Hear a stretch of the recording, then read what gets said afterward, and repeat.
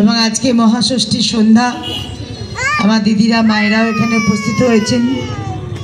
আমরা সারা বছর অপেক্ষা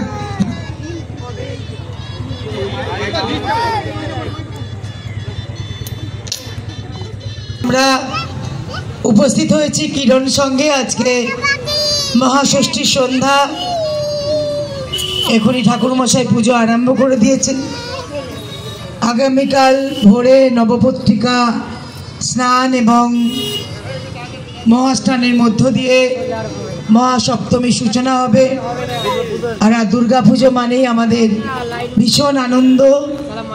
আকাশ বাতাস এই শরৎকাল পড়লেই একটা কীরকম পুজো পুজো ভাব। কদিন আগে পর্যন্ত, দুদিন আগে পর্যন্ত আকাশ যেভাবে গর্জাচ্ছিল, আপাতত আজ অবধি মানুষ ঠাকুর দেখছে। মায়ের কাছে আবদার করি যে মা যেন এরকমই আকাশটা থাকে। কারণ দেখুন এত সুন্দর তুলোর প্যান্ডেল, পুরো বৃষ্টিতে ভেজে গেলে পুরো চাপচুপ হয়ে যাবে।